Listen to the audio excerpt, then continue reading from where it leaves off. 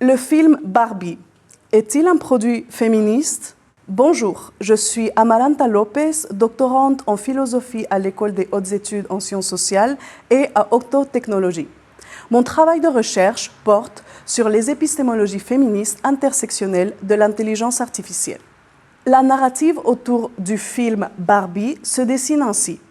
Il s'agirait d'un geste d'introspection de la part de Mattel qui chercherait à adresser enfin des décennies de critiques féministes pour rattraper ou s'épurer de l'image du jouet comme vecteur de standards de beauté inatteignables, de rôles de genre stéréotypiques, de vision réductrice des femmes, etc. Pour certains, le film est trop woke et illustre parfaitement le danger que représente le féminisme pour les hommes. Pour d'autres, le film a le mérite de traiter de sujets de société d'une manière drôle et intelligente, tout en sensibilisant le public à un sujet très actuel. Encore d'autres personnes se demandent si le film est vraiment féministe. Mais la question de ce qu'est le féminisme vrai ou authentique efface l'histoire, les tensions et les antagonismes internes au féminisme. En effet, le sens de ce mot change selon les idées et influences derrière la critique sociale qu'on formule. Révisitons l'histoire de ce produit pour répondre à la question « Quelle forme de féminisme est véhiculée dans ce film ?» Barbie tire son inspiration d'une poupée érotique allemande appelée Bild Lilly. Dans les années 50, elle était achetée principalement par des hommes consommateurs de BD érotiques. Barbie hérite le concept de poupée mannequin ainsi que la sexualisation de sa forme corporelle. Une étude systématique des poupées, leurs vêtements et accessoires entre 1959 et 1999 nous apprend que, pour rassurer les parents et potentiels acheteurs de Barbie sur son caractère sexualisé, Barbie a été vendue explicitement comme un outil pédagogique. À la fois innocente et sexy, elle serait le relais des parents pour que les filles apprennent les codes sociaux de la classe moyenne de l'époque, ainsi que les attentes de la société à leur égard, notamment en termes de beauté, de tenue et d'hétérosexualité. Dans les mots du chercheur en marketing à l'origine de la stratégie commerciale qui accompagna la sortie dans le marché de Barbie, je cite « Il faut convaincre maman que Barbie fera de son enfant peu raffiné, mal coiffé et un peu garçon manqué une petite dame élégante. Il faut rappeler à maman ce qu'elle croit au fond d'elle-même mais qu'elle n'ose pas exprimer. Mieux vaut que sa fille plaise à un homme d'une manière obscène plutôt que d'être incapable d'en attirer un. » Ce rôle pédagogique de la poupée concerne également la dimension domestique et professionnelle. À ses débuts, Barbie n'effectuait pas du tout de travail domestique, mais avait des activités plutôt en lien avec la mode, le spectacle et des événements sociaux en dehors de la maison. Ensuite, on remarque une intégration progressive tant de la sphère professionnelle, avec des métiers stéréotypiquement féminins, que de l'imaginaire domestique, ménage, cuisine, garde d'enfants, etc. Elle va traverser des périodes plus ou moins domestiques, ce qui reflète la volonté de Mattel d'adapter l'imaginaire associé à leurs produits au contexte politique et culturel de la société états-unienne. Deux périodes sont particulièrement marquantes d'après l'étude. À partir de 1968 et pendant les années 70, le féminisme comme mouvement social gagne en puissance à travers plusieurs victoires juridiques aux États-Unis. Dans les manifestations, Barbie est fortement critiquée par les féministes comme un symbole véhiculant objectification sexuelle et stéréotypes de genre. À ce moment-là, Mattel va faire que Barbie abandonne la maison et le monde du travail pour se concentrer plutôt sur des loisirs, afin de la tenir à l'écart de ces critiques. À partir de 1984, et face à la montée du conservatisme et de l'antiféminisme, elle est redomestiquée. À la fois femme de carrière et femme au foyer dévouée, elle incarnera le nouvel idéal féminin de la double journée de travail, salariée et domestique. À partir de ça, on remarque que Mattel a toujours été en conversation, même implicite, avec le féminisme. Il me semble que le fait de repenser leurs produits phares comme une icône féministe est en continuité avec cette logique calculée d'adapter le produit au contexte sociopolitique et de véhiculer les normes sociales dominantes de l'époque.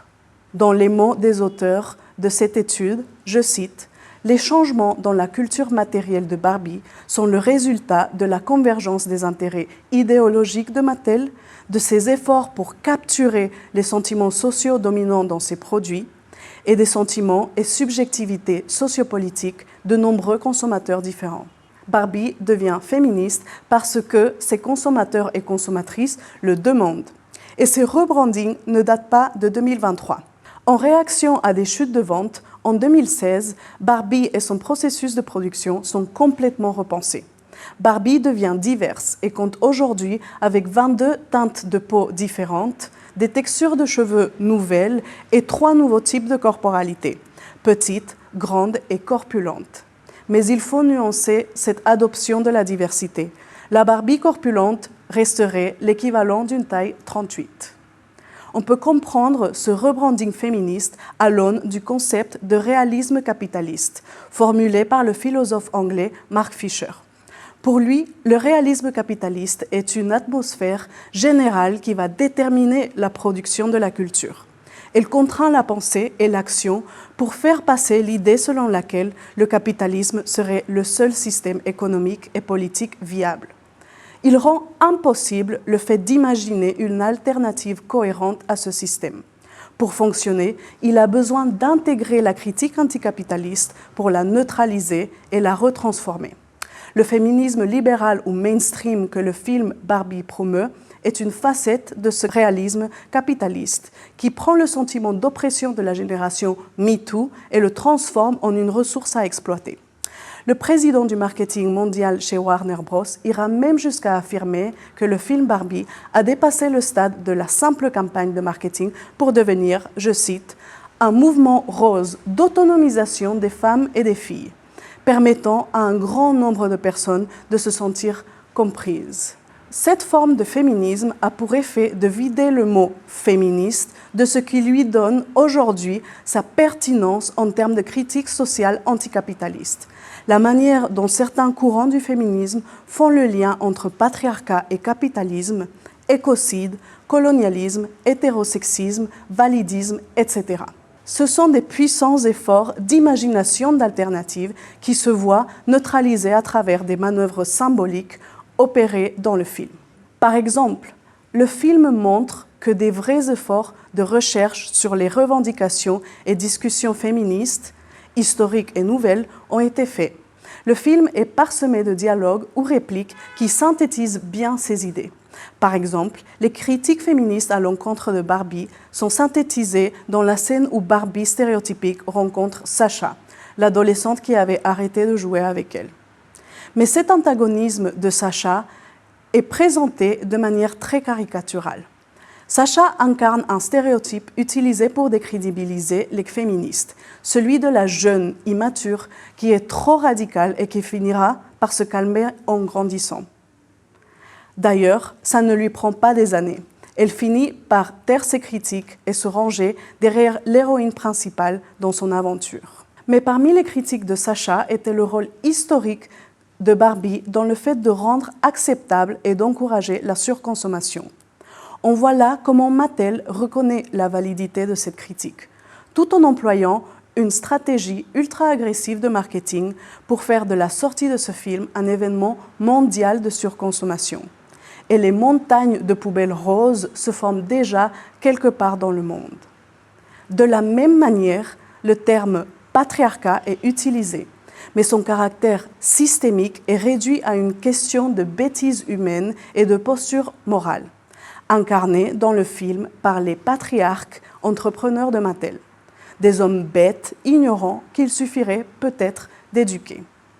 Ou bien le patriarcat est motivé par le manque d'attention émotionnelle et sexuelle d'une Barbie beaucoup trop indépendante envers un pauvre Ken abandonné, ce qui rejoint une rhétorique utilisée par des groupes antiféministes et masculinistes pour justifier des formes de violence physique et numérique envers les femmes. Enfin, l'utopie matriarcale de Barbieland est tellement peu imaginative qu'elle se réduit à une parfaite intégration des femmes pour diriger un système basé sur des inégalités économiques et de l'exploitation. Mais qui garde les enfants des Barbie juges, avocates, CEO et médecins? Qui nettoie les rues et les maisons de Barbieland?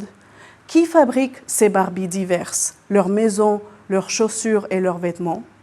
La réponse dans Barbieland est certainement par pure magie, ce qui invisibilise les corps, souvent féminins, qui se chargent de ce travail dans la vraie vie. D'ailleurs, ce concept de travail invisibilisé est bien discuté par plusieurs formes de féminisme. La fonction pédagogique de Barbie continue et intègre aujourd'hui le féminisme. Aux nombreuses injonctions, parfois contradictoires, énumérées dans le fameux monologue de Gloria, l'employée de Mattel, s'ajoute celui d'être féministe, mais de la bonne manière. La puissance du marketing féministe mainstream, qu'on critique avec le terme « purple washing », permet de vendre une vision du féminisme qui ne menace pas les motivations ou les conditions d'existence de Mattel. Ça illustre la manière dont le réalisme capitaliste prétend satisfaire le besoin d'émancipation de certains groupes sociaux en capturant leurs idées, leur vocabulaire, pour les leur vendre en retour.